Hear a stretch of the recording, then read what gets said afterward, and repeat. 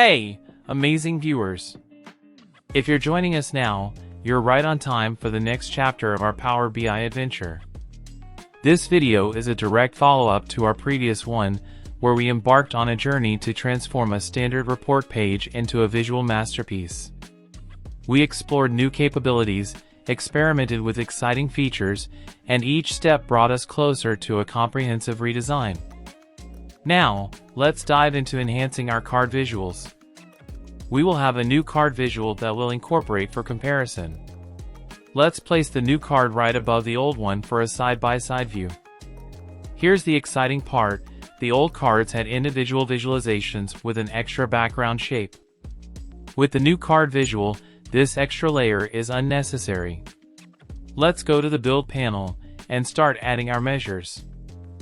First, we'll add some measures from the base measures: total sales, total quantity, profit margin, and average discount.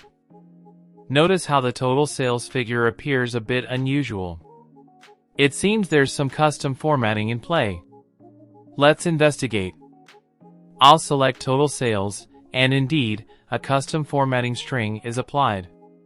To simplify, let's switch to a whole number or decimal format with 0 decimals. Additionally, we'll include 1,000 separators for clarity. Adjusting the decimals to 0 creates a cleaner presentation. Perfect! Now we can remove the old cards and the underlying shape. Replace them with the new card, and let's make some initial changes. Let's fine-tune our visuals. We're adjusting font sizes, 30 for values and 10 for labels. Centering the values and eliminating excess width by turning off the background in size and style settings.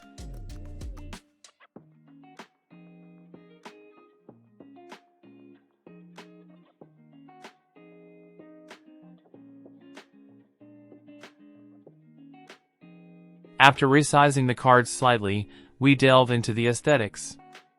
Opening the color palette and callout values, I opt for a darker background, maintaining a cohesive look with the previous video.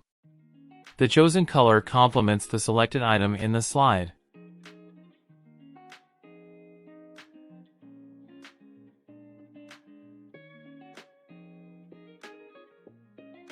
To ensure legibility, I adjust label font color to a lighter gray. Choosing a round rectangle shape, I set the rounded corners to 10%, eliminating the border for a clean, modern appearance. Let's explore the exciting new addition, reference labels. Navigating to formatting options, we unveil the reference labels section, a novel feature absent in the previous card visual. Selecting sales, we seamlessly add a label and dive into the matrix. Inside the new card folder, we discover essential measures like sales delta B, showcasing the variance from the budget, and difference to forecast. Activating these measures reveals an extra section below, unveiling new dimensions to our data presentation.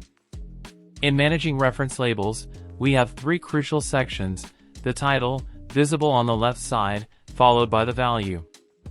Additionally, there's an optional details section, which we'll explore in a future visual. Let's adjust the appearance by carefully selecting all elements and setting a unified white font color. Background color options mirror the top color, or you can opt for transparency. Addressing the divider line, ensure all elements are selected, allowing you to modify it collectively. As we fine-tune the details, it's essential to pay attention to every selected element for a polished look.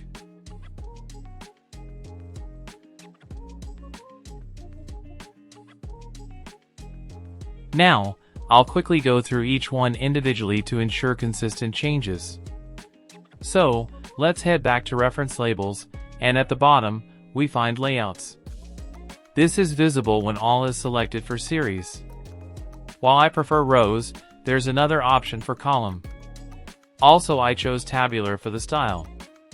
Going further down to the cards, experimenting with a different padding, let's try wide.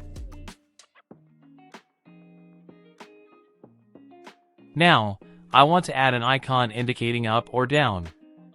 Back to reference labels, in the Details section, let's open it up and add data. Initially, it seems locked, but select Sales Series, and now we can add the necessary data.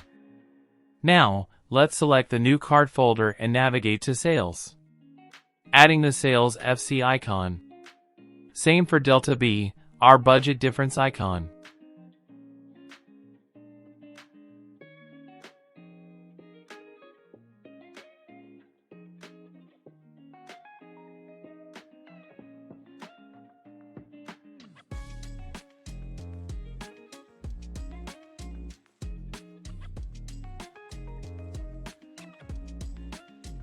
All set. These icons indicate up or down based on positivity or negativity. Now, let's apply conditional formatting. Click on FX, choose Field Value. Navigate to Matrix New Card Sales, where all our measures reside. Select Sales B, and for conditional formatting, opt for the first one, resulting in the red color. Repeat the process for Forecast, and there we go. Consistent conditional formatting applied to both Sales and Forecast.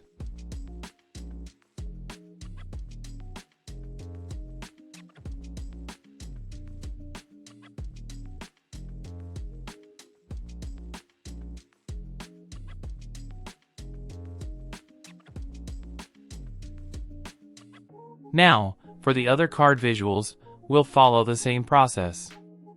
So far, we have utilized a few measures to construct the visual. Let's take a quick look at them in our data panel. In the New Card Visual Sales section, we first had Sales Delta Budget, representing the variance from the budget. Keep in mind that the percentages may differ with each refresh due to randomization, as there's no real budget in this dataset. The process is similar for Forecast. Moving on to the icon measures, we evaluate the condition of the sales difference to the budget. If positive, we display an upward arrow. The repetition of a space character ensures spacing between the arrow and the number. The conditional formatting across visuals shares a common and uncomplicated approach, producing the desired color consistently. We've successfully upgraded our visuals by implementing the new card visual. In our next session, we'll turn our attention to the line chart, exploring ways to elevate its design. Don't forget to subscribe, hit the like button, and stay tuned for more valuable insights and tutorials. Your support means a lot. See you in the next video.